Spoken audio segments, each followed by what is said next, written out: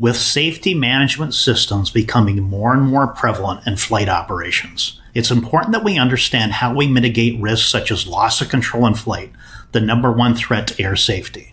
What are the associated hazards? What are the layers of mitigation the industry has in place? And what can we do about it to address this threat as operational decision makers and pilots? That's what we're going to talk about today.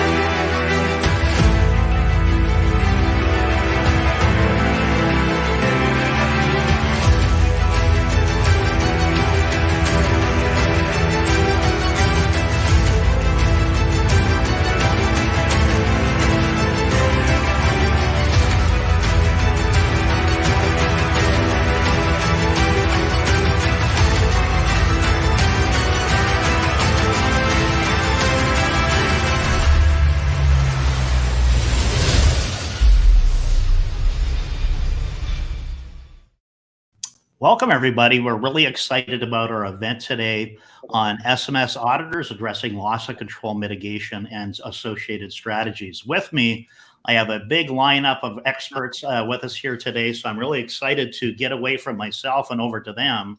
What I'll do here to get started, though, is introduce my partner, Randy Brooks, who is with me here before we get the auditors to introduce themselves. Randy, any short comments before we go to introductions? Well, I'm responsible for the execution of our safety management system here at APS, so I'm looking for all of the advice that I can get today from our experts. Great. Wonderful, guys. Well, I'm just going to go around in the order that I see everybody on my screen here. So why don't we just start with Sunny, top right on my screen. Sunny, why don't you talk a little bit about Wyvern, your background, and maybe today what you're excited about, and maybe an underlying message you hope to communicate to the folks out there.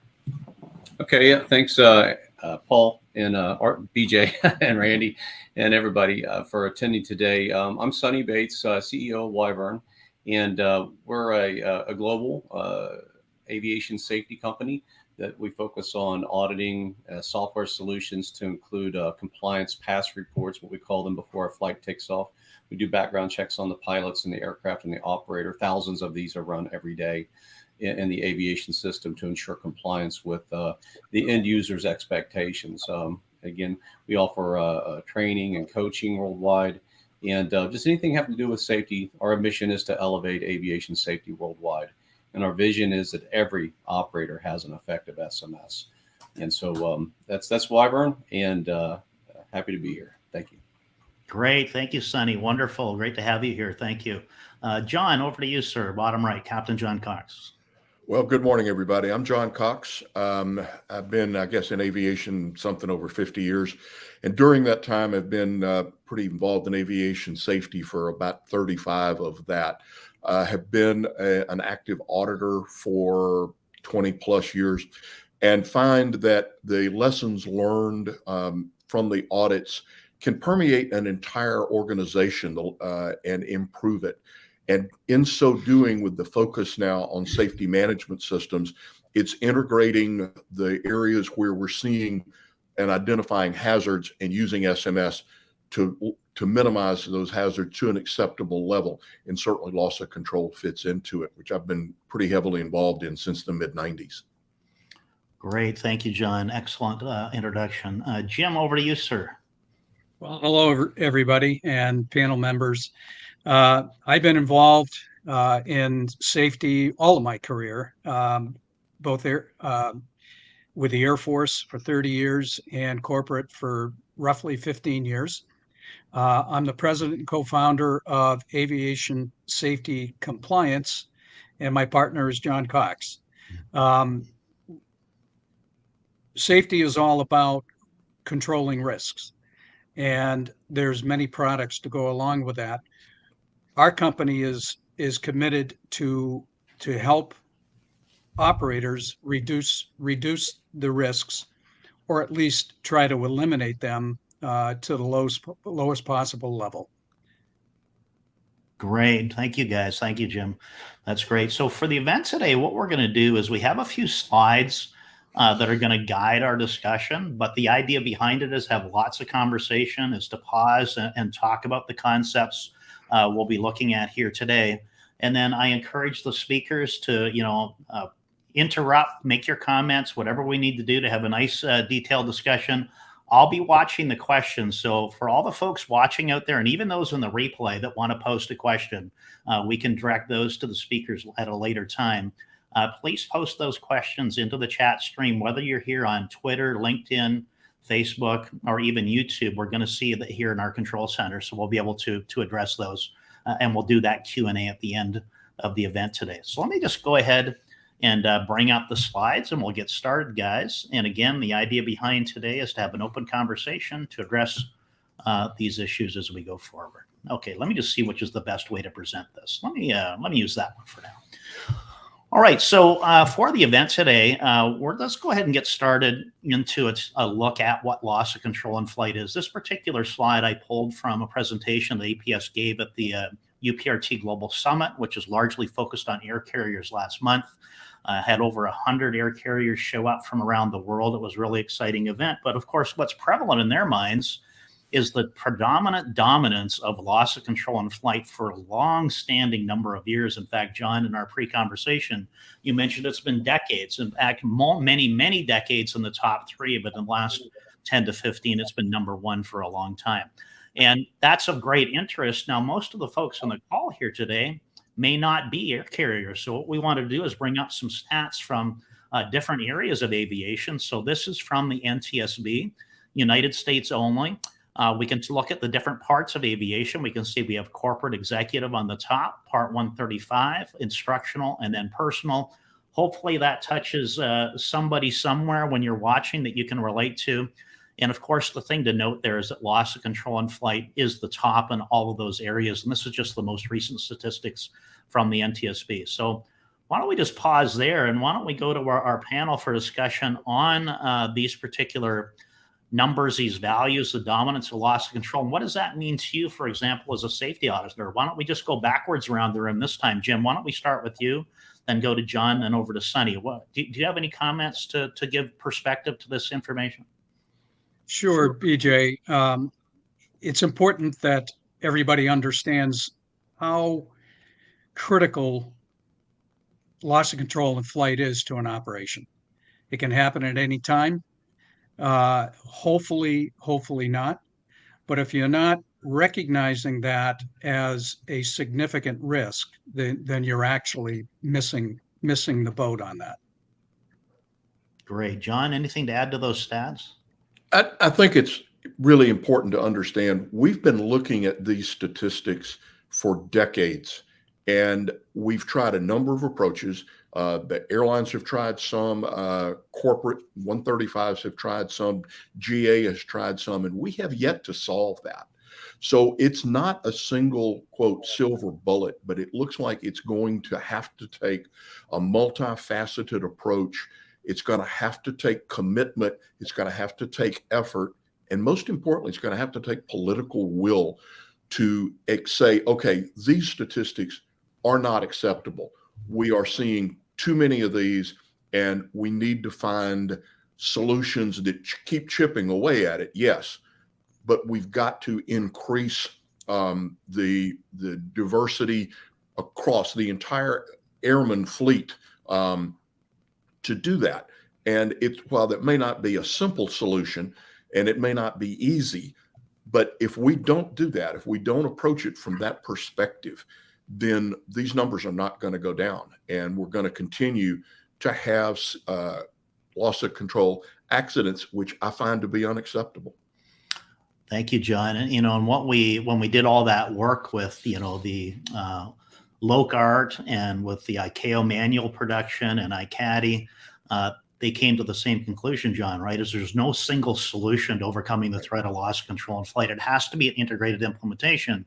And one of the challenges is when you can see a potentially systemic deficiency like this, is the industry by design is not really equipped to approach it in a way where it's going to be necessarily a different approach that can create that that paradigm shift. So I think there's certainly a lot of challenges in front of us, and I think there's been a tremendous amount of great progress that we're going to talk about in the next couple slides. Sonny, over to you, sir. Any comments to add to this particular slide or insights? Yeah, I mean, it's a great slide, BJ. When I think about this webinar and the context, we're representing an auditor corps. So I'm imagining being on site, visiting an operator, and tying into, I think, a discussion we'll have a few slides from now, the safety risk profile. I'd like to kind of open that up right here. From my experience of being, the manager of the ICAO program for a while, we talked a lot about, and we still do today, the ICAO program, the need for a safety risk profile. And, I think that whole model needs to be kind of turned on its head and recreated, because if the safety risk profile does not include LOC-I in there, then you're kind of missing, like, really the whole point of a safety risk profile. So I would like to continue the discussion maybe today and further in the days to come. What should a safety risk profile look like? And I think LOC-I should be on there. I think runway incursion and excursion should be on there. Basically, there's 11 risks the Flight Safety Foundation identifies as basic risks. And I think that's what a safety risk profile should look like, and LOC-I should be at the top. Awesome. Great. Thank you, Cindy, for that. Randy, anything to add on this? Yeah, I think it touches on what you and John were discussing. It's a little confounding that what we're talking about is not the second or third leading cause of fatalities. It's something that's been out there for a long time. And, if this was an engine or an operator that had these kind of statistics, that we would find a solution very quickly. But for some reason, we have become complacent and just accepting that for some reason we think we have to live with and deal with these types of statistics when we know that there are better ways to approach it and mitigate this risk. Yeah, absolutely. That's a great point, Randy. So, for example, as one dimension is in Europe when they mandated on-aircraft upset training. One of the challenges that they had, of course, is there was no more room, time, or money to actually do it. And so there's a tremendous amount of downward pressure on quality and time and effectiveness of the program. So it really became more of a box ticking exercise than really a paradigm shift. And I think the great low-hanging fruit that we see from, for example, air carriers like our partners with United Airlines, Delta Airlines, and other carriers around the world is that they see an effectively implemented UPRT program, even at an air carrier where it's simulator only, it permeates the entire operation. Manual flight operation proficiency, decision-making, CRM effectiveness, resilience in crisis. So the great part about UPRT, when it's addressed, because it's a systemic deficiency, it systemically heals at the same time in other areas that are not directly associated with loss of control. At the end of the day, that helps awareness, prevention, and of course, mitigation. So it's really an exciting topic, and I think for all the right reasons. Okay, guys, well, tell you what, I'm going to go right over to Jim on this because I know safety risk profile is something you wanted to bring up. Let me just kind of set you up here, Jim. What this particular graphic is from that document on the right called ICAO Doc 9859 Safety Management Manual, which is considered probably the leading resource in SMS implementation, certainly at the international level. And this is an example, I believe, out of Section 2. And this is an example of a safety risk matrix. And what it represents is risk in relation to probability on the left and severity along the top. And in this particular way of measurement, they show probability as numeric, 1 through 5, and severity as an alphanumeric, alpha, beta, Charlie, Delta, Echo along the top. So that the integration of those particular cells is a combination of what that particular heading for the roller column is. So for example, 3C is squarely in the middle, which is remote probability with major severity. So Jim, do you want to introduce the concept of the safety risk profile or take it a different direction if you want? Sure. Let me just expand on what Sonny started. In the foundation of a safety risk management system, the SRP, the safety risk profile, is the foundation of that. That's where it starts. So let's say we're an organization, the 5 of us are going to start a flight department, and we're going to buy airplanes, we're going to have a hangar, we're going to do all of these things. And it's a very simple explanation of what an SRP is. And before we flip the switch on to go fly that very first trip, and it doesn't matter if it's Part 91, 135, 133, it doesn't really matter, or a repair station 145. But we're going to sit down as an organization and we're going to define what will affect us as in the categories of risk.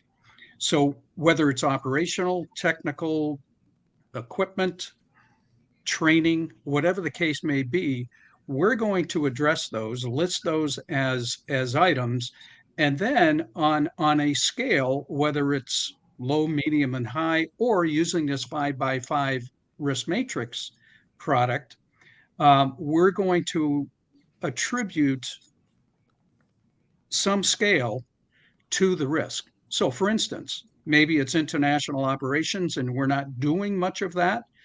But if we're not, the mitigation to that on a medium scale would be to do IOP, International Operations Procedure Training.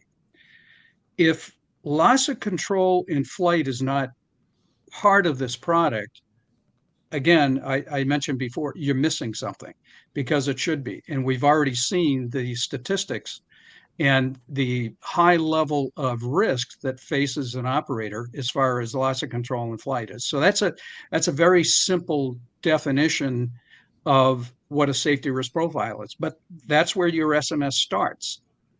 So having that product is very important. So as things change, you may remove things from that product, that document, or you may add things as things change. But the important thing is, as it applies to loss of control in flight, what's the mitigation? I always suggest in my travels as an auditor, as a consultant, doing a gap analysis for my client base, I always say, look, let's use some scale, and as far as loss of control in flight is concerned, that's probably a very high risk factor, and we can see it by this risk matrix, and add that to your product. And the mitigation is training. Mitigation is UPRT. So that's a very simple explanation and definition of the safety risk profile. And so one example is, Jim, and then I'm going to clean up my introductory explanation of this matrix a little bit, is that we see that operators may consider that it's a risk we want to mitigate, but we feel we only need to have an academic training program or operator simulator session, or we're going to pursue on-aircraft training, or a progressive operators, we want to do an integrated approach and really, not leave any stone unturned when it comes to this particular risk. So onto that, what I'm going to clean up here is just to kind of clarify for the folks out there, green, according to ICAO, and everybody here can correct me, it falls into the category of acceptable risk.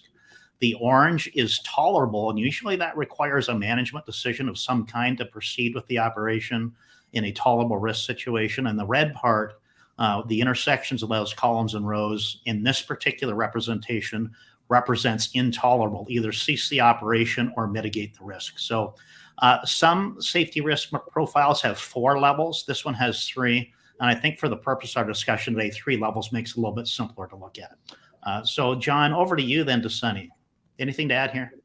Well, I think there's a couple of things. I think people in some cases make this harder than it is. And you can utilize some pretty easy examples. And a lot of the operators that I work with that have jet airplanes, they'll put down a minimum runway length. All right, we're just not going to operate on anything shorter than, say, 5,000 feet. And that is saying that we think that it's an unacceptable level of risk to try to get the jet in and out of a 3,500 foot runway. Good choice. All right. And it's pretty much the same thing here with loss of control because the severity is so great. And when you look at it in that way and say, okay, if you have a number of upsets, and the data shows us that we will have an unacceptable outcome, and what I mean by that is loss of control resulting in fatalities on a given percentage, and that's a pretty substantial percentage in the total number of upsets. All right, If that's unacceptable, just like the runway is unacceptable, what are you going to do to mitigate it? And if you don't have a defined, quantifiable mitigation plan, just like you would for any other identified risk, then you're not really meeting the core of the intent of your safety management system. Well said, John. Thank you for that. Sonny, anything to add? Then when we start the conversation again, I'll go back to you to start. Okay, Sonny? Okay. Yeah, thanks. Well, just a couple of thoughts here. So as you indicated, this is an example out of Doc 9859. And because it's an example, it's really important for the operators to know you can make this safety risk matrix yours. In other words, it can be a 4x4, it could be a 3x3. It could be all numbers where you multiply the probability times severity and come out with some kind of, quantifiable product there, and then rack and stack accordingly.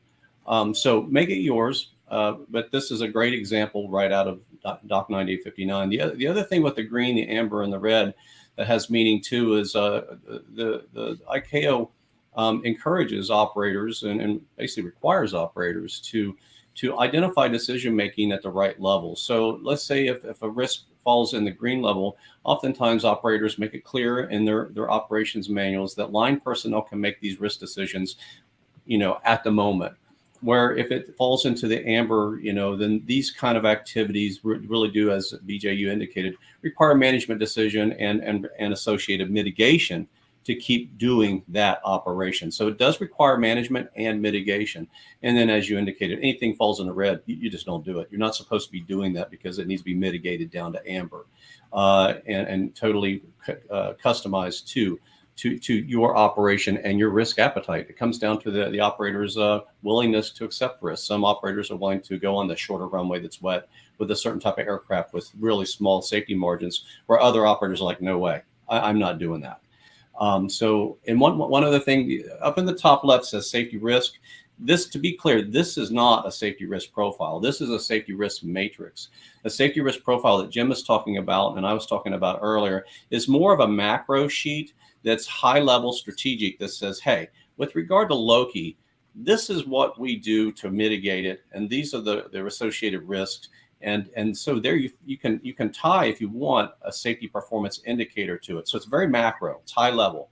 And then you list the other things that are risk oriented to your organization, like runway excursions, runway incursions, fuel contamination, and you identify the degree to which you're mitigating these risks in your organization. And if it's something you really need to keep an eye on, then you indicate a safety performance indicator to that. So that's in theory how it's supposed to work. Most of the time, we don't see that direct linkage when we're on the audit trail, and that's the value of the audit, to offer these kind of educational moments to say, I think you can tune this up a little bit, take your view from strategic to tactical to operational, and make this all come together. Love it. Thank you, Sonny, for that. And a little bit later, we have an opportunity of plotting a risk on here, for example, using loss of control that would lead to that safety risk profile that you're talking about. So I think we'll circle back to that here eventually. Before I go to you, Randy, I just want to talk about the ICAO presented safety risk management process. Starts with hazard identification, the safety risk assessment, safety risk mitigation, and then risk acceptance, or not, at the end of that process. And so I think the thing to identify here, one thing I'll bring up and then over to you, Randy, is that the very best, just like in an airplane upset, the very best recovery is not being there in the first place. Just like in safety risk management, the very best risk management is not exposing yourself to the hazard in the first place as well. So there's a few ways to take a look at it, and we're going to talk about that in more detail on the next slide. But Randy, did you have any comments you want to make on this slide before we move on? I did, and I'm glad you brought this up, BJ, because I was going to talk about the misperception that a lot of our customers have when they come to fly with us. And so I'm speaking from the perspective of a training provider for upset prevention recovery training, is that their hazard identification and their safety risk management is a little undeveloped before they've come to fly with us. It's an invisible risk. Obviously, unanticipated upsets are rare. They just tend to be catastrophic. And the things that are missing for them is that normal licensing training never requires them to exit the normal envelope. And the simulators that they're doing the majority of their training in for professional pilots are not able to provide the full range of aerodynamic consequences. It's certainly not the psychological environment that they're going to see in an actual upset. So we see a change of heart that they have after they come and fly with us when they better estimate the magnitude of the risk. Awesome. Yeah, great. And I think one of the things that we find, for example, with extended envelope upset training at the air carrier level is there's often a misconception of how the extended envelope is used. It's not to go into the extended envelope and develop a skill set and proficiency there. It's to witness, for example, in a stall, as one example, the chaotic nature of the stall and immediately exit that environment, to have the discipline and the actions in place to really get themselves back into the heart of the envelope. But that's now getting a little bit into the weeds. So let's jump from here into what's called the loss of control and flight escalation spectrum. We found over the years this is a great way to represent hazards than the escalating nature of a loss of control as a risk or a potential outcome or consequence in association with accounting a hazard. So let's just pause here for a second to maybe explain what we're looking at. So along the top, one of the principles in upset prevention and recovery training, with awareness spelled correctly, there's an E missing, I just noticed right now, is that there's 3 levels of mitigation moving from left to right. There's a level of awareness and recognition. Then there's recognition and prevention, and then there's recovery when it develops beyond a certain point. And the definition of recovery is kind of, it's a little bit nebulous, and we can talk about that a little bit later. But the intent here is to see the hazards are on the left, or the way the industry articulate those are the causes of an airplane upset on the left. And being exposed to that particular hazard, there is a possibility of a loss of control and flight outcome. Now, what those vertical lines are from left to right is the built-in layers of mitigation the industry has, not only from an awareness, prevention, and recovery standpoint, but from a lot of other areas that we've kind of put into columns here using familiar terms. For example, let's just go to the awareness at the very bottom left, just to the right of the hazard. You can see knowledge, planning, currency, flight path awareness, and risk awareness. Let's just talk about planning.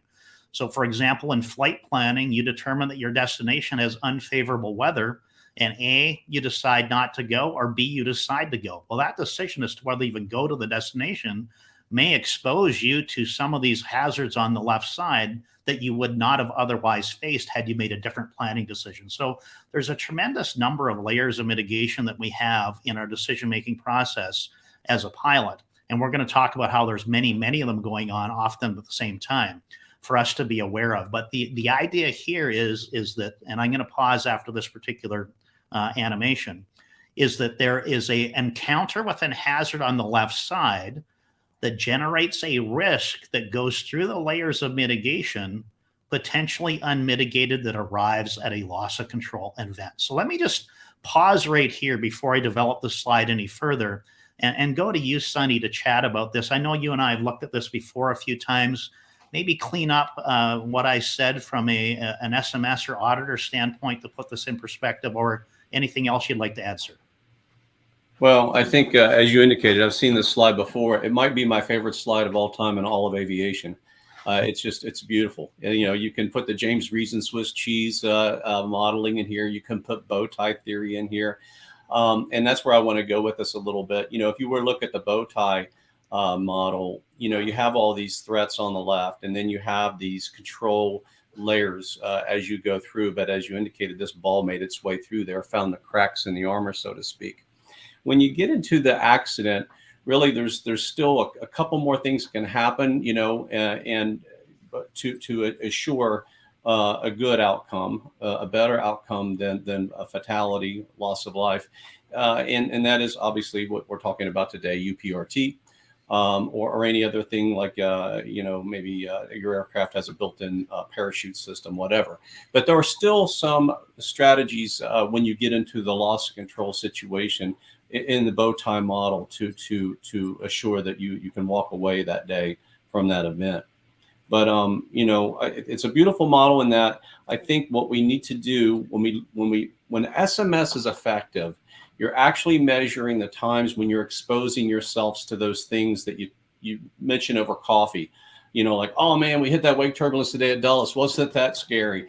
if you don't put that in the SMS related to a potential LOC-I situation and measure how many times you're having these wake turbulence events, you're kind of missing the whole point of SMS. SMS is supposed to be capturing these lower consequence events. How many times did you enter IFR unplanned? How many times did you not have good crew coordination? Where like, oh, I thought the autopilot was on, but it wasn't. Good thing we were lucky here. So those moments when you were lucky that the aircraft or the crew or the system that you're in didn't behave as expected, and it could have resulted in a loss of control in flight, you need to capture those in your SMS and take care of them before they come the big event. Awesome. Great, Sonny. Thank you for that. John, over to you then, Jim.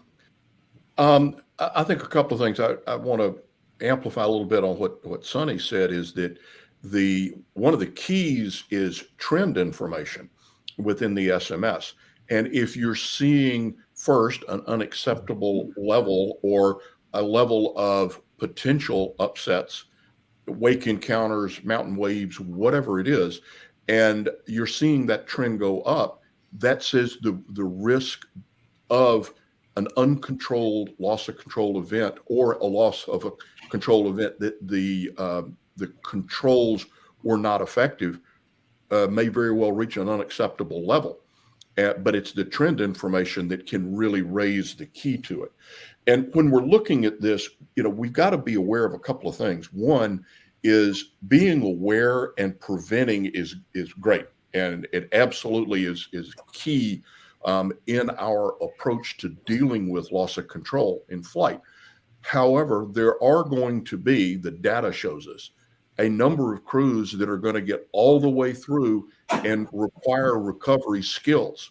So as we look at this from a multifaceted standpoint, we have to do the awareness level and the prevention level, but we equally have to do the recovery level. Just in the fact that a certain number of crews are going to end up there. And that the more we can equip people to not be so concerned when the airplane does something unexpected, to say, okay, I know how to drive this thing back to the heart of the envelope, the higher the likelihood of a good outcome becomes. And that is safety risk management in its core values. Awesome. Great, John. Jim, anything to add? Yes, on the right side of the slide there, as the red ball moves through, at the end, it's the shock factor. It's something that hits people if they've never been involved in that environment before. They're shocked, and it takes them a while to get their composure, to really understand that, hey, we're in a bad situation here. We need to do something. And UPRT training gives you that capability. And I'll use an example which I was directly involved in back in my operation. We were going down to Wichita to pick up a brand new Citation 10 off the line. I flew the crew down that was going to pick it up and fly it back. My chief of maintenance was there as well on that airplane. They took off ahead of us. We were in trail by 5 miles, 8 miles, and we could see their contrail, but we could also see a thunderstorm in front of them and in front of us. And they were at flight level 430. They climbed to 450 thinking they were going to top that thunderstorm. Well, they didn't. And I could see the contrails almost in a circle. They got into the convective activity when 120 degrees both ways a few times, and then finally get out of it. And of course, we're on common talking with each other. And after we saw that happen, I said, "How's everybody doing? You okay? What's going on?" They did a controllability check at that altitude. Everything was fine. I said, "Let's talk about this when we get back home," which was Providence, Rhode Island. So we sat down and we said, "What did we learn from that?" And the two pilots that were in that lead airplane came up the general aviation route. They weren't military. They had never spent any time upside down in an airplane. Sure, they've done spins and unusual attitudes, that sort of thing, but never like this. We said, okay, what is the mitigation to this? What have we learned? What can we do to prepare ourselves in the event of loss of control in flight? We decided that we were going to go to training for UPRT. And that started us on that path to do it actually every 3 years, which was one of the best training events that I've ever had. But that was a personal experience, and they were shocked. We were shocked. But they had after that, and going through the training, they were experienced to be able to handle that if in the event they got into a loss of control in flight situation.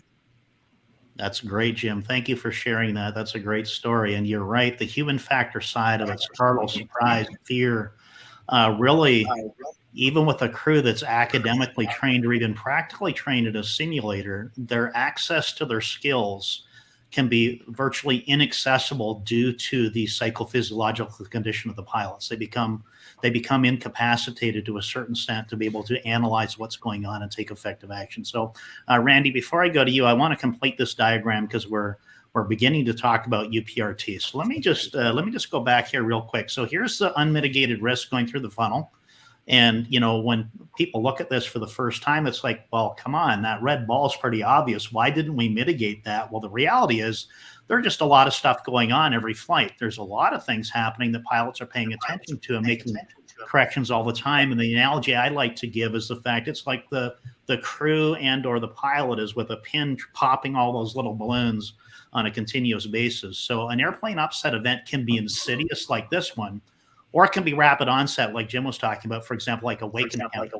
Despite our best of intentions and planning, we end up encountering a rotational vortice of some kind. So for many years, up until about 2000 and, well, I guess officially 14, but up until 2010, this was really the layers of mitigation the industry was looking at. They would look at these different areas. Threat and error management was coming into the fore as well. That added increased power to CRM and planning and aeronautical decision making.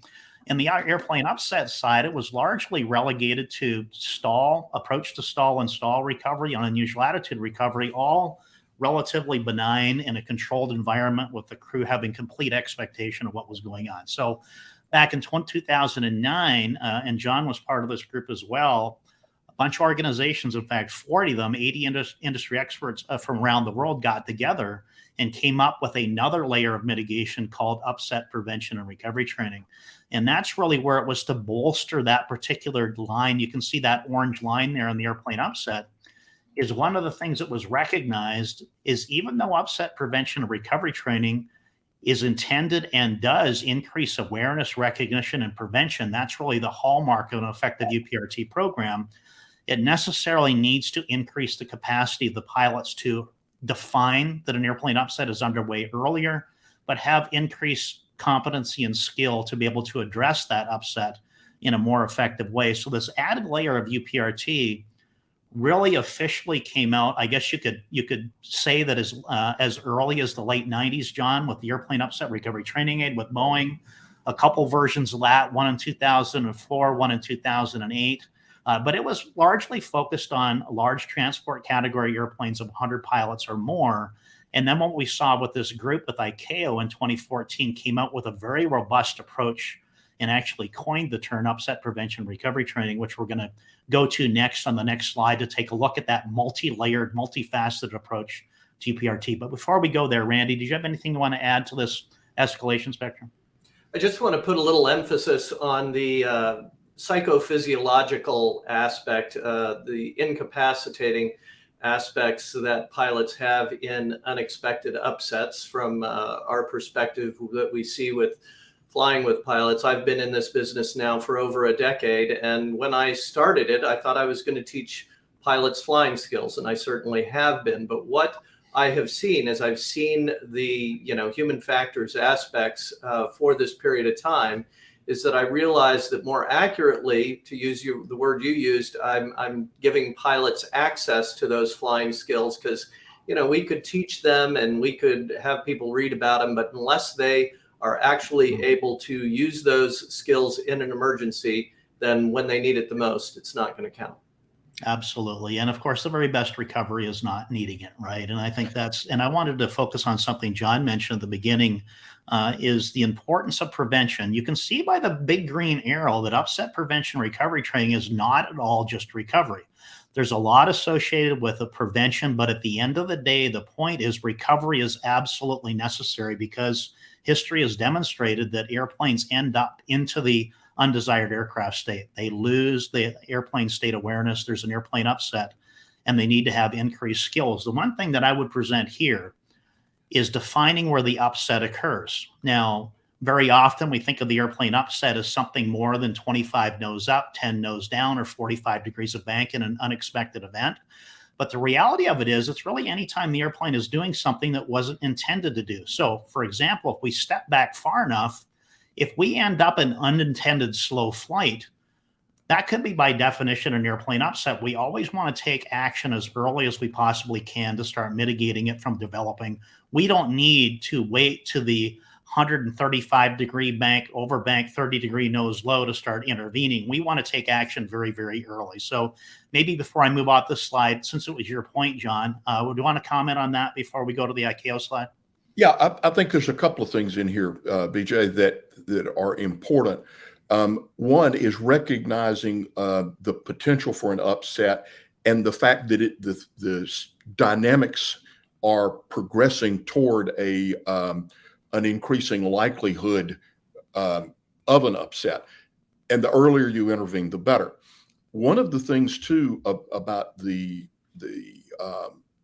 physiology of human beings is that when you task saturate a human being, their visual field comes down to about that of a softball at arm's length, and you hear nothing. The auditory exclusion, and then your cognitive ability drops by about 50%. So if you recognize early on, the first thing you got to do is think your way out of this problem. In other words, what are we going to do to reduce, eliminate, reverse the trend that's currently underway? That cognitive ability is pretty important. The other way you can do that is you raise the level at which you reach task saturation. And that is to be able to say, okay, I've seen this before. I know what's got to be done. And you reduce the impact of the startle factor. You reduce the impact of that cognitive impairment. So just having the skill set, it can be absolutely essential in getting a good outcome, particularly in the early stages where you can go, okay, this is about to really get ugly here. We're going to need to go ahead and knock the autopilot off to reduce the angle of attack, to increase roll rate, to get the airplane back in the center of the envelope. The earlier that happens, the less likelihood is that a pilot's going to reach task saturation and have that cognitive impairment. So you're going to get a better outcome. Very well said, John. Thank you. Before we move off this slide, I just want to talk about something that we see very, very often on the topic of loss of control and flight mitigation. Is it's not uncommon for somebody looking at this threat or this particular challenge of loss of control to come to the conclusion, for example, if we just eliminate distraction, we can eliminate loss of control in flight. Or if we can just improve manual handling proficiency, we can eliminate loss of control in flight. The problem is, if you take a look on the left side, you can see that those two examples I gave are just two of the 21 items listed on that sheet. Is that there's no single hazard that you can eliminate that's going to eliminate the risk of loss of control. So my challenge would be to operators is, how many flights do you go on where there's not at least a potential of encountering one of those hazards? If there is a potential of encountering them, then there is a risk of loss of control. So just to be aware of that, try to avoid pigeonholing everything into one mitigation. We have this this statement that was made. Actually, Mark Twain made it as well. I'm trying to remember the other Peter Dreyer as well, said for every complex problem, there's a solution that is simple, clear, and wrong. And so we have to be really careful about how we approach the threat of loss of control. Okay, great. Sonny, anything to add before I move to the next slide? Well, again, kind of biased because I said it's my favorite slide in all of aviation, so we can just stay here forever. But just one more comment that comes to mind, and it goes along with what you're just saying there, BJ. I mean, if you're looking at your safety risk profile and you're saying, okay, we're going to address loss control in flight, here are the risks related to it. Really take the time to analyze that. The Flight Safety Foundation has the basic aviation risk standard that can break these layers down on what you can do. It's not just weight turbulence. There's all kinds of things like how often do you fly circling approaches? How often do you fly circling approaches at night? How often do you do this or that? And so you can actually analyze that risk in a more granular fashion. But back to BJ's point, and it really just makes me think, in today's time, we want to think that everybody's CPR certified, everybody can use the AED, just in case it happens, right? We want to know that professional next to me can save my life. Why do we even question the basic piloting skills of our professional pilots? Can you get us out of this if it happens? Why would you even question that? And so every pilot needs this training. There's no question in my mind, or it should be any professional's mind. It's just a matter of when you're going to get it, as soon as possible, and where. Excellent. Great. Thank you, Sonny. It's interesting you mentioned the circle land approach. That came up actually in the UPRT Global Summit with the air carriers in Seattle. The example I gave was the skidded turn traffic pattern stall as a result of the circle to land approach. And we broke it down into the recovery phase, which there may not be one, because if you actually depart in a skidded turn stall, there may not be enough time or altitude to actually miss the ground. But as we backed it up and looking at where the prevention phase started, but you keep backing it up to try to find what is the actual hazard, it very well could have been the decision to even do a circling approach at all. That could have been where the situation could be mitigated at the beginning. So I think as safety risk managers, as pilots, we always need to be stepping back to look at these layers of mitigation to make sure we're not bypassing one unnecessarily. Okay, on to this slide. So we've introduced this concept of kind of a multifaceted, multi-layered approach to overcoming the threat of loss of control. This is the work that was produced by the 4-day organization, 80 experts over a period of 5 years, that resulted in the publishing of the manual on airplane upset prevention recovery training in 2014.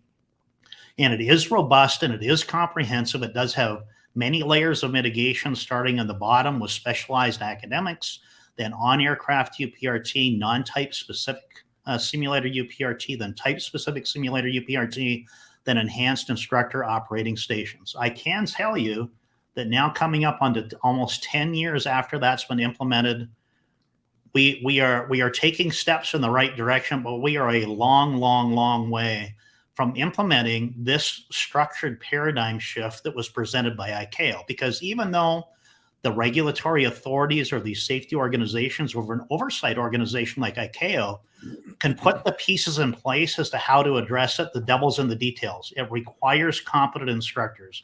It requires comprehensive program design. It requires continuity of training between all of those levels to be sure that it's really a self-supporting, complementing system that we call overlay training. So it's nice to have it, but the devil's in the details, as I mentioned before. So let me just kind of pause here, because while ICAO didn't get everything perfect, not that APS is a judge of perfect, it's nearly so. It's a very excellent resource and document with 11 different chapters, 11 different areas to address the mitigating loss of control in flight. So let's now go back around the opposite way. I think, why don't we start with you, Sonny, then to John, to Jim on this particular resource, and then we'll move on from here. Well, what comes to mind immediately with regard to the ICAO documents and guidance and all the rest of the guidance in general is the work that, Wyvern, we take really a lot of pride in our official partnership with APS. We do that in a very reserved approach. We don't quickly partner with anybody, but we happily and gladly partner with APS because of their, number one, the leadership and professionalism of the organization, and for the pure pursuit of really mitigating the risks related to LOC-I. It's just, you can't get any more clear focus than that. So it's greatly appreciated. So what we did with APS a number of years ago was we looked at, like, are there a set of standards that we could develop that would identify what a professional UPRT flight school would look like? Because, if you're watching this webinar with us today and you're thinking, well, I'm sure APS is not the only game in town, I need to get some competitive prices. That's what you should do, of course. But pricing is not the only thing. Not all UPRT is created equally. I would ask you to contact Wyvern and or APS and say, are there a set of standards that a third party has validated? And Wyvern, being a third party, validated the professional set of industry codes of practice that any UPRT organization should provide you. And in fact, APS meets all of those. So that's what comes to mind when I see this slide, and my hat's off to everyone at APS. You continue to blaze the trails and light the way for the rest of the industry. Well, great. Well, thank you for saying that, Sonny. Really appreciate that. We are here to save lives. We help pilots bring everyone home safely, and so we're excited about that. One thing I will mention, so thank you, Sonny.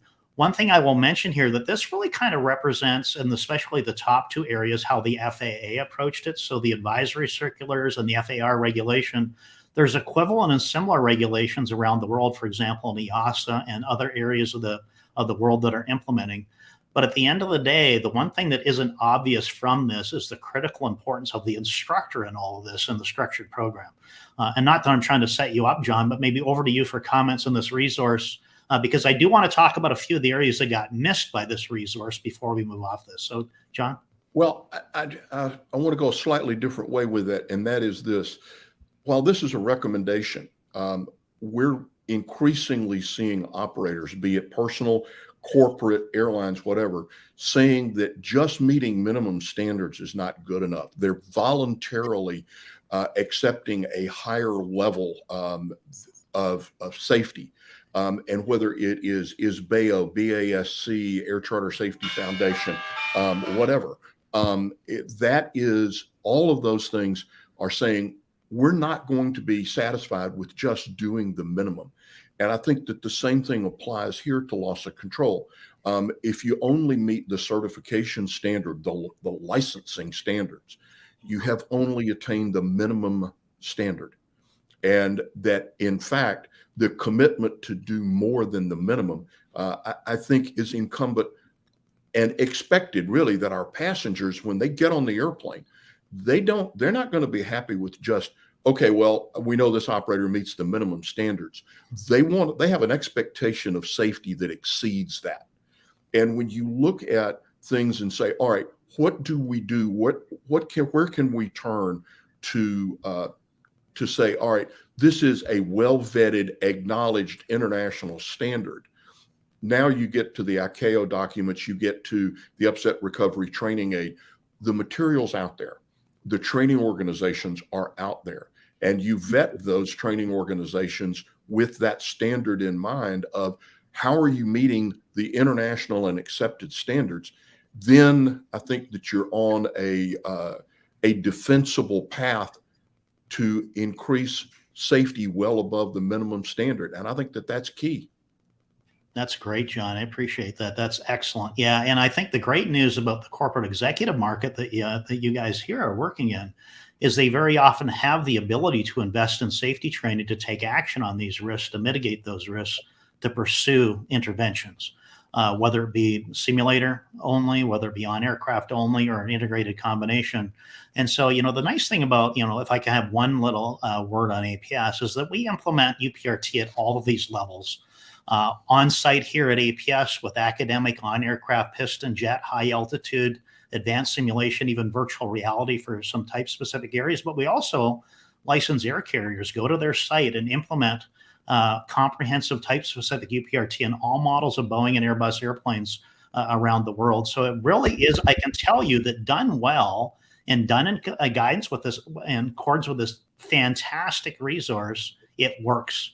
But again, it takes passionate individuals at the helm of that process to stick with it and be able to stand up to the minimum standard status quo that John was introducing. Over to you, Jim, and then I'm going to progress to the end of the slides here before we run out of time at 1 hour so we can get to Q&A. But anything you want to add there, Jim? I'm not trying to rush you at all. I just want to get to the no. mitigation. Go ahead, sir. No, thank you. I was fortunate enough to contribute to this. And 10 years ago, being on the MBAA Safety Committee, I'd like to point out that APS was very instrumental in contributing to this ICAO product. I had the opportunity to review it.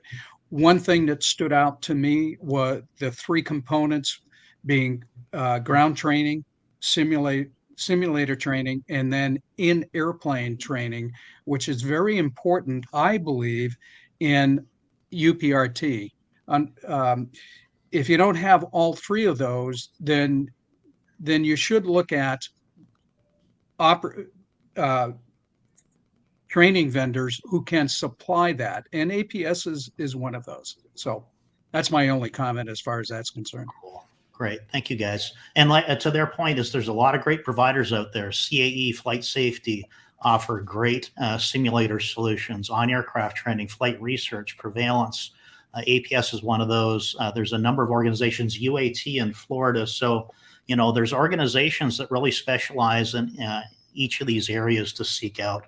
And I can tell you, a program done well, even if it's only one component, will mitigate your risk. There's advantage to it. But done incorrectly can actually increase the threat of loss control, not reduce it. A couple areas that it missed, and I want to jump to the next slide. It didn't specify a requirement for on-aircraft instrument recovery training. We find that really helps pilot gets access to those skills in crisis, that resilience. No requirement for all attitude maneuvering, having a three-dimensional air model, a three-dimensional model, our mind map of understanding of three-dimensional environment is important. Spin awareness training, even though fully developed spins isn't necessary, spin awareness training is important. And then the requirement really to use aerobatic airplanes, even though it's recommended by ICAO, it's not required. And to really do a fully robust program, it really is necessary. So Randy, any comments, Randy, before we move off? I'm just going to go to the safety risk matrix one last time. Yeah, when I look at this, I'm filled with both optimism and frustration. The optimism is that we have an example that it had the example that has most closely followed the recommendations of ICAO, although not because that's what they were trying to follow, is U.S. Army fixed wing aviators, because they are provided with UPRT in their primary training. They then, in the past, have done it in the C-12 King Air simulator, and then they come to us as they go out to their operational units. And we see those pilots often with less than 1,000 hours, many times with no more than about 180 hours, that can certainly outfly their counterparts with 5,000 or 7,000 hours of flying time that haven't received UPRT. So we can see how beneficial this could be if it was rolled out industry-wide. Great. Thank you, Randy. Let me just go to this. So let's just plot now loss of control on this very quickly. So loss of control, though it's not always, in most situations is catastrophic. And then remote, if we look at the definition by ICAO, what remote is, unlikely to occur but possible, has occurred rarely. And using the definitions by this example from ICAO, we can see we kind of land on 3A, which really is an intolerable risk requiring mitigation. If we look down below, what's improbable, very unlikely to occur, not known to have occurred, green, almost inconceivable that the event will occur. So the idea behind implementing UPRT is to give an option of those folks, which is just about everybody that land in 3A, to have an option of mitigating the risk, both in probability and severity. And that's what the great wish or the aim of effective UPRT is to accomplish, is try to mitigate those risks so operators can continue with the operation in a way where they're mitigating risk as low as reasonably possible. So let me pause there. Sunny, go to you. I know I presented a lot there. I'm just looking at the time. Now, we don't have to stop at the top of the hour, but I did want to get the slides out of the way before we go to Q&A. So Sunny, anything you want to add to this to clarify to the folks out there? Yeah, of course. So you're in a unique situation with APS to be able to affect not only the probability, but the severity. So what you are demonstrating here seems to be technically correct, theoretical right on with Doc 9859. But I find it interesting that if you apply UPRT training that's effective, you could actually shift the severity to arguably catastrophic to hazardous. So by taking the UPRT training, the outcome could be argued to be hazardous, because now if you get into that undesired state, you can get out of it. It doesn't have to lead to catastrophic conditions. So you could, and that's the interesting thing about SMS. It doesn't mean that these tools are the answer. These tools make us come to the table to have discussion to say, how do we want to approach this? And I think part of the discussion would be, hey, if we get UPRT training that's effective, we could actually make the severity hazardous, which would get us into the amber zone, which would be hey, now management can say with confidence, we've done our best to address this risk. Because we've all received UPRT training, we feel like that the severity level is hazardous now instead of catastrophic. Because we have confidence our pilots can get out of an undesired state. That could be one argument. The other one could be just leave it where it's at and reduce the probability by taking precautions, reducing your circling approaches at night, doing all these other kind of things that can get us into an undesired state. But yeah, technically correct. I would consider if we're going to enhance this chart, say, what if we affected the outcome as well to hazardous? Absolutely. It could be conceived that those errors are intended to move the intersection of the row and column, that intersecting box, to different locations. So very well said, Sonny. John, anything to add? Then over to you, Jim. I think that it's somewhat unusual when you address a hazard, an identified hazard, to be able to reduce both severity and probability. And I think with upset training, not only recovery, but the upset training, you in fact can reduce the probability. You'll have pilots that are more aware of intervening early before the upset occurs. So you reduce the likelihood of the upset getting actually occurring and putting the aircraft at risk. And also, if you do get the upset, and you move from catastrophic to hazardous, other than you scared everybody in the airplane to death, including the pilots. But the outcome is a recovery and the airplane lands safely, and they go talk with Sonny over coffee going, I'm not believing that happened to us. So that instead of losing the airplane. So it is a rare case where a safety mitigation can reduce both likelihood and severity, but a well administered and current UPRT programs, training, awareness, which is all perishable, by the way, so there's a recurrent aspect to it. But if we increase those skill sets, then we drive down into the amber way in both severity and likelihood. So I think that we have a rare opportunity if we have the political will to do it. Excellent. Jim? I think the goal is to mitigate and control risks. And you can see by this risk matrix that if you get into that 3A or the red section, your goal is to drive the risk to as low as reasonably practical. That is the goal. And there's ways to do that. There's mitigations to apply to loss of control in flight by some training. And once you recognize that as an operator and you believe in it, then the next step is go get the training someplace.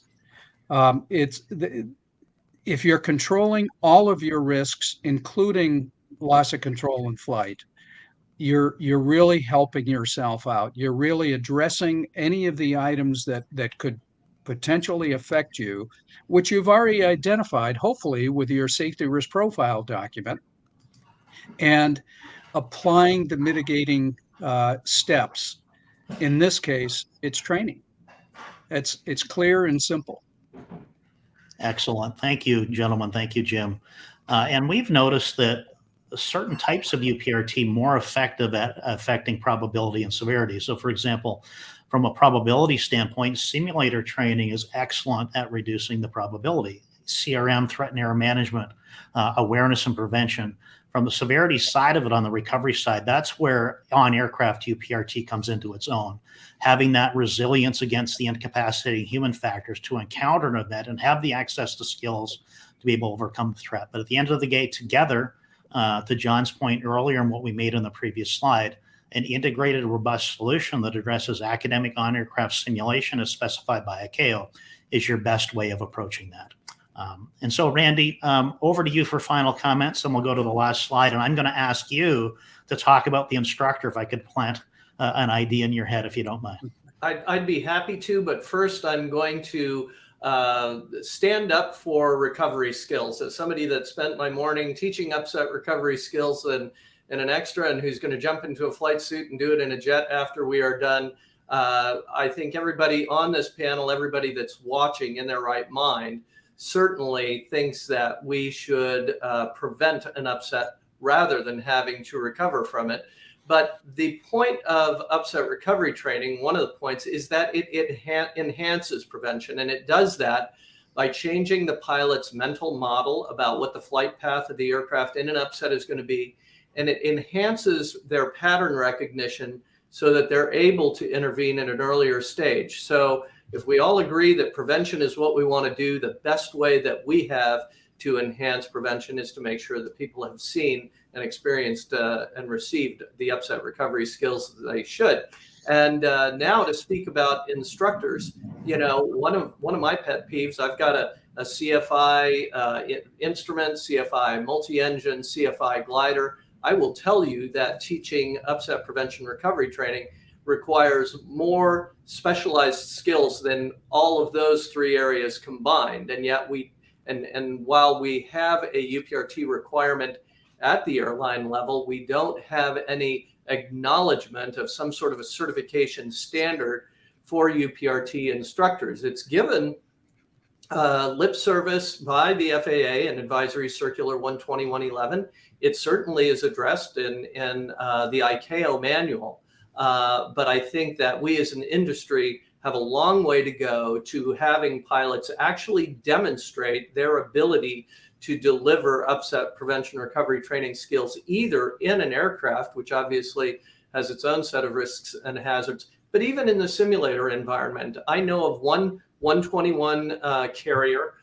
We had one of their pilots here with us not long ago. He was going to his enhanced envelope training, and the only qualification for his instructor was to have received that training himself as a pilot. There was no additional training that was required for him to be an instructor in UPRT in the simulator. And I think that's because we just don't, as an industry, appreciate the specialized information that is required.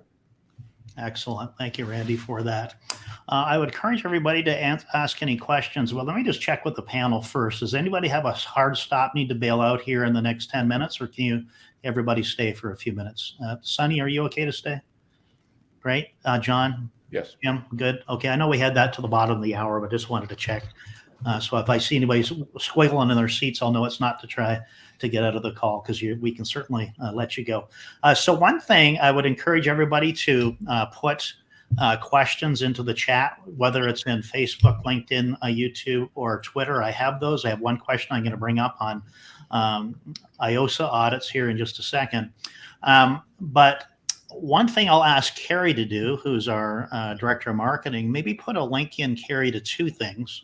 One would be the Every Pilot in Control Solution Standard, which is a freely available standard for organizations out there either wanting to implement UPRT as a service, or if you're seeking out UPRT.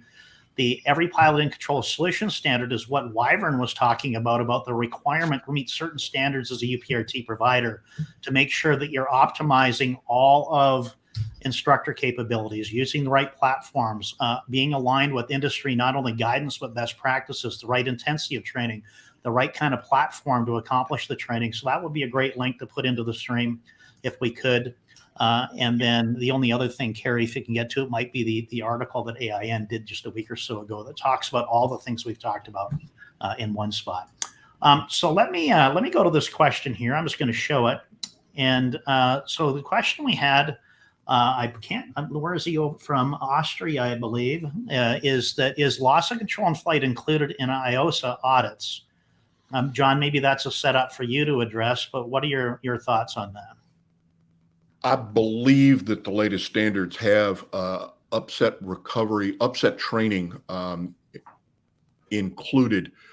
The standards have changed over the last couple of years, but I believe it's certainly recommended if it's not required. Okay. Anybody else to add to that? Okay. One thing I wanted to show you, let me just actually take that comment down for a second. Thank you, John, for addressing that.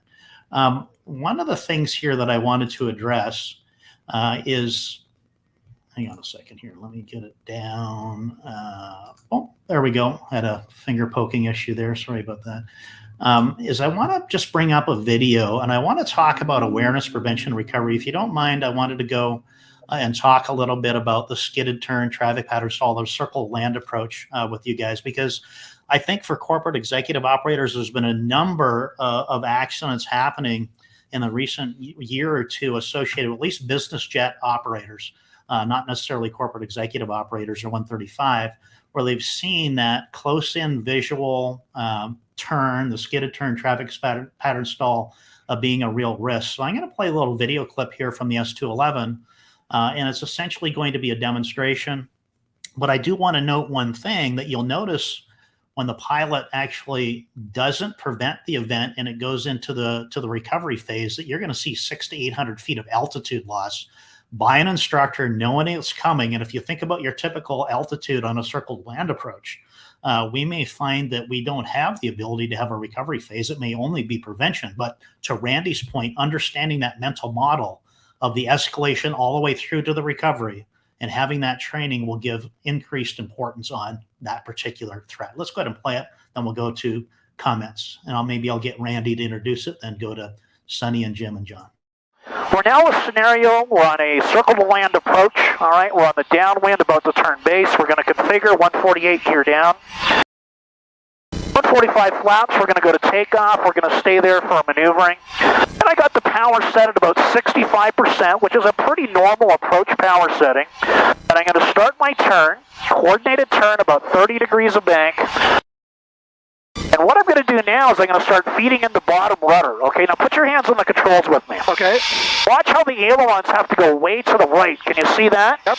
We're heavy inside rudder, balls to the high wing. We're tightening our turn. The real world we want out of here right now. Would you agree? Yeah. Here we go. Let's go right into it. Recover. Push. Roll. Power. Smooth. There's that inertia. Smoothly bringing the nose up.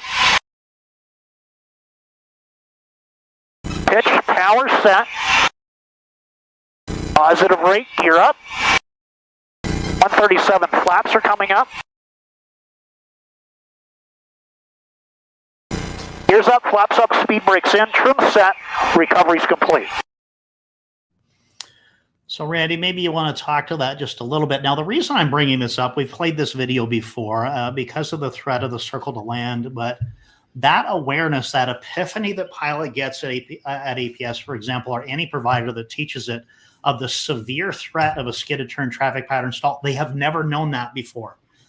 And in addition to that, they don't often know the difference between a slip and a skid, and they get there. And in our judgment, that awareness really is motivation to be sure that they are really paying attention to what's going on aerodynamically, both in speed, but also an angle of attack and side slip. Randy, did you want to comment on that? And maybe we can go to the team here to talk about this recent circle of land concern. Yeah, one of the things that was a little bit bothersome to me, BJ, and some of the blogs that I was reading online about the spate of recent circling accidents that you discussed was a lack of appreciation from the commenters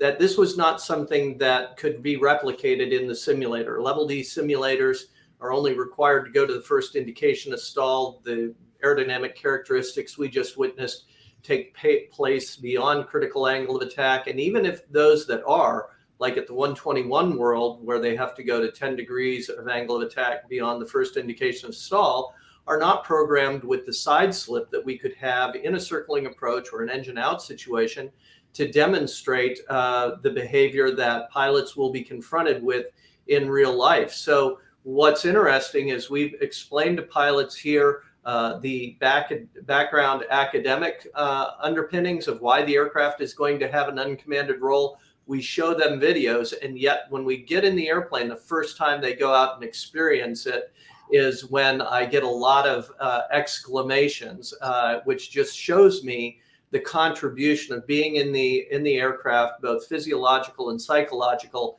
that there's just no other way to experience. John, comments on that? I think one thing that's probably undervalued is when you look at difficult circling approaches, you are asking a pilot to really push their manual handling skills virtually to the limit. And as they do that, they get closer and closer to task saturation, which we talked about a little bit earlier, but they're getting further and further into that task saturated state. And for them to recognize the cross control nature and the consequence of that cross control, that takes some pretty good aerodynamic understanding, but also cognitive ability. And as we talked about earlier, that is diminished in this state. So you're driving deeper and deeper into this corner with less and less mental capability of solving it. So it says several things. One, recognize it early. And two, if you find yourself in a cross-controlled condition, particularly with a swept-wing airplane, something is wrong, period. This is a point where let's intervene now, get it out of here, because you don't, notably with swept-wing airplanes, you don't need to cross-control them, ever.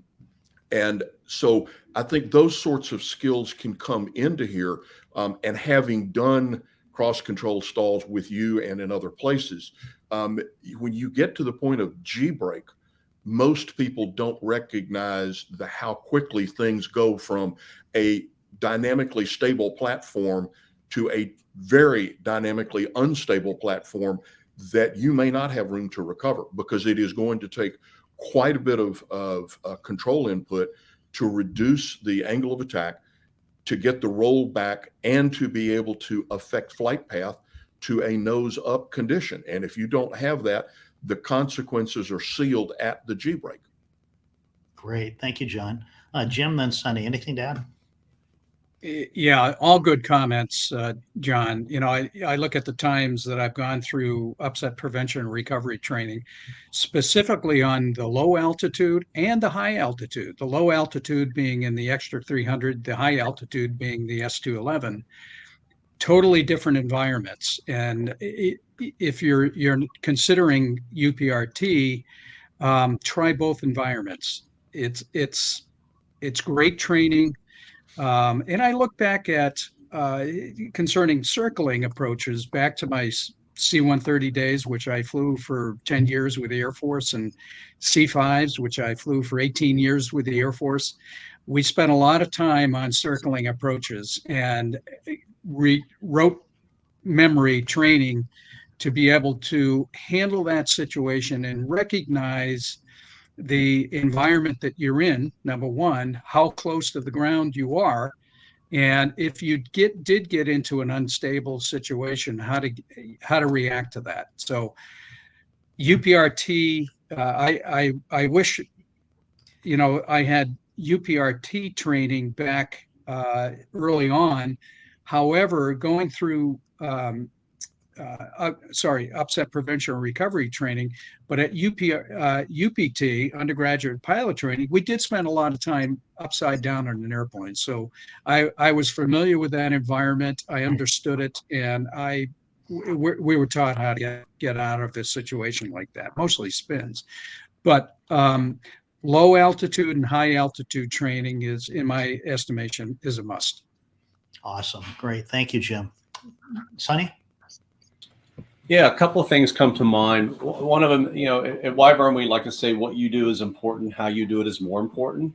And I think, you know, with UPRT, that's what you do. And a lot of schools out there probably do UPRT. I don't know how many schools there are, but how you do it's more important. And I did have the honor to and the pleasure of being a student at APS for a week.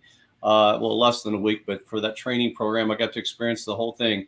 And I, from my own, you know, experience, I don't know of a better, more professional, highly focused group of instructors in the industry, possibly, that could be providing this service. So how you do it is professionalism.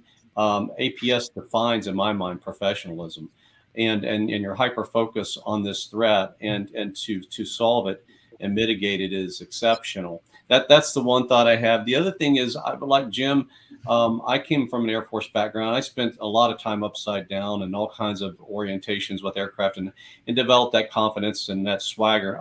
I can get out of this. It wasn't until I took the APS UPRT training that I walked away going, all that Air Force experience I had in that one particular airplane as an instructor was good for that airplane. Those techniques were good for that airplane. But what APS teaches is a generic set of skills under the conditions of that psychophysiological condition that you need to apply this just right in this sequence at the right time. And when you learn that with them, then you can carry that with you to just about any airplane, not just, like my Air Force background, that works in that trainer jet. Don't do that in the other trainer jet. It'll kill you, so it just, you have to be careful with that. Awesome. Great. Well said, Sonny. Yeah, and I think that's one of the, as a high five to the ICAO team, as they recognize that, yes, core skills done in a transferable way on aircraft can be transferred, but you kind of need to take the mystery out of how to transfer. And that's where the non-type specific simulation, type specific simulation comes in, is to apply, those largely transferable generic skills to give them the type specific flavors and slight twists that are associated with certain airplanes. Different pitching moments of speed brakes application, for example, varies between airplanes. Whether to add power or not in a stall recovery or a nose high upset can vary between airplanes. And so the whole picture matters. All the elements are important. None of them stand alone as the only solution. And I think the industry is seeing that. The problem, that is a big ask for an industry that really has a systemic deficiency in addressing it, to be able to take effective action in all those areas. So I think we're on the right path with taking baby steps in the right direction. But I do want to have a really positive recognition of the regulatory authorities around the world in response to ICAO, the National Aviation Authorities. The resources and documentation they put out are truly excellent. The ICAO manual and UPRT, the advisory circulars 12111, UPRT 12109A, stall prevention and recovery training, the most recent one, 12123, flight path management. There is fantastic resources out there now that are truly excellent that just weren't there before. So from my perspective, when it comes to implementing a paradigm shift, the regulatory authorities have done their part. Now it's up to the industry to make a decision to implement this paradigm shift with robust integrated programs and getting the instructors in place and the operational commitment to mitigate risk. So I think there's a great potential of SMS and the role of the auditors to promote that in a way for operators to see that these risks are true and that they don't have to accept them, that there are mitigations available that fits and can be tailored to how they operate and where they operate. So with that, Randy, over to you. Then I'll go around the room for final comments. Anything you want to add, Randy? You're on mute. Let me unmute myself. I would like to address Marty's question at the end was about the use of full flight simulators and FSTDs. And I think that really it gets right back to the instructor comments that you had before, BJ, is we've done a lot of instruction in unmodified level D simulators that weren't modified with enhanced envelopes or even fixed base devices. But if an instructor knows how to use those tools, there's a whole lot of awareness and prevention and even the techniques of recovery that can be used that way. But you have to have an instructor that can stick to the validated training envelope for that type of device. That's it for me. Great. Thank you, Randy. So a good question to everybody on the question by Marty is on the full flight simulator. It's at the bottom of the window there, and other flight simulation training device OEMs. How do they expand the rigor and fidelity of their ground-based UPRT? And, there is a requirement at 121 for the instructor operating station improvements, the extension of the envelope. Again, at the end of the day, it requires instructor training. John, why don't we start with you in that question? Anything you'd like to add to Marty's question there? Certainly the expanded envelope that the OEMs have made available to the simulator companies, that's a step in the right direction. I'd like to see that expanded to different aircraft types, the more the merrier kind of thing. So I think that the more people understand that the traditional generic simulator. Once you get beyond the activation of stick shaker or the stall warning system, it's the simulator's best guess of what's going to happen, and that is not necessarily representative of the real world. So you have to really be careful. I mean, I know the first generation 737 simulators, they were very, very, very docile at beyond G-brake. And I've stalled 737s and they're not that docile. So I think that you need to recognize as an instructor, and to the degree possible, even as a student, the limitations of these devices. And I think that as we expand to the newer aircraft types, as the new ones come online, and the corporate operators particularly that are purchasing new aircraft, is to do everything possible to encourage the OEM to provide this expanded envelope data so that pilots can be trained and understand really the flight characteristics of their airplane. Well said, John. And I know that we're always supportive of increased fidelity and capability, and that even in a non-enhanced simulator with a powerful program and a very competent instructor, a tremendous amount of training, in fact, the vast majority of the training can be accomplished. But increasing the envelope to explore those areas of chaotic behavior that John mentioned in the stall, for example, is great to see.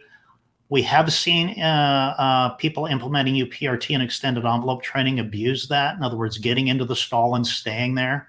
That's not the purpose at all of the extended envelope. It's to experience that unpredictable wing drop and the chaotic nature, then get out of there immediately by using proper stall recovery technique. Jim, then Sonny, on this, you can just say pass. You have nothing to add, and we'll go to final comments. Jim, did you want to add to this question by Marty? No, I'll pass. I think we've done a great job discussing that. Great question, Marty. The only thing one last thing I'll add is the three components. The aerodynamics ground training is very important. The simulator, it's a great tool to use. It's not like being in the airplane, though. You don't get the sensation quite like you would in the aircraft. Peripheral control or looks at what's happening to you that you get in the actual airplane, whether it's the extra 300 or some other turboprop type airplane or jet. And then the high altitude training is very important, I feel. Great. Sonny, anything to add to Marty's question? Just real quick, it reminds me of martial arts. If anybody's into martial arts, training in a simulator is like training with your instructor. It's not going to hurt you. But when the actual event happens, the fight is on. And you're going to have to perform. So it's better to practice in the airplane. That's like sparring with somebody that's going to kick you and punch you if you don't put the blocks up. So it's different. So don't trust that you're going to be some kind of skilled expert just because you have some simulator training. Excellent. Great job, guys. Thank you, Sonny.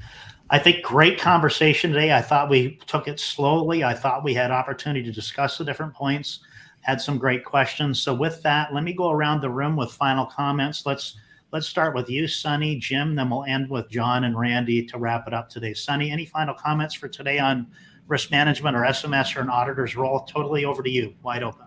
Oh, thanks, BJ. Thanks, Randy, and thanks everybody else for attending today. I like to, for final comments, typically you keep it strategic and macro, so I'll do that. The one slide that showed what the risk was of LOC-I indicated it was in the red level. And that's I think any expert would argue that's correct. LOC-I as a risk to our industry is in the red level. What that means is you have to do something about it. There's no question. Management has to address LOC-I professionally. They have to take steps that are meaningful and get the training that their pilots need to prevent this from happening. And if it happens, to get out of it. And I think that you need to stay, like John was saying, with UPRT training, you can actually push the severity to the right, not just the probability of occurrence. Thank you, Sonny. Great final words. Jim? Yeah, we've been looking at this for a long time. The thing to point out is the fatality rate being 44%. That is undeniable, and that's a very, very high number. So in my travels, whether it's on a consulting basis or doing an audit, I always bring this chart up. I always talk about it. I talk about UPRT and the value of that, and what an organization will get out of that training to help reduce that risk to the lowest possible level. So great presentation, very valuable, and I hope that all the attendees have excellent takeaways from this. Great. Thank you, Jim. John, final word, sir. I'd like to go into two places. First, I think it's really critical for those of us that fly higher performance airplanes is to recognize the criticality of understanding a stall at high altitude and how dynamically unstable the airplane can get. Until you see it, until you experience it, you can read about it, you can be in a simulator, and it all looks very mundane and easily handleable. When you get in an actual aircraft and you actually full stall it at 30 some odd thousand feet, and you realize how much room it's going to take to sort it out and how little the effectiveness of the control inputs is having on effect. And a lot of those things, it's visceral. It really is an eye-opening experience. And I think that as we look at mitigation of risk, that is one of the critical areas that we talk about it, but I think that we need to do more with it. And so I think anybody that's flying high performance airplanes, be they turboprops or jets, straight or swept wing, they need to have a much better understanding and experience of the post G-brake dynamics and the post G-brake flight characteristics that the jets are experiencing. That's one. Two, I think for the discussions we've had today, which I've enjoyed, and thank you for the invitation, but it is to say the most important piece of this is the political will of the pilots and the operators to invest, not expense, but invest in a safety mitigation to reduce the likelihood of a catastrophic event occurring to your operation. And the political will to do that, when you take it to your management team and go, this is a safety issue, we've got to address this. Virtually all of the management teams will say, if it's safety, we've got to do it, okay? And they'll find the resources, but it's a matter of the political will.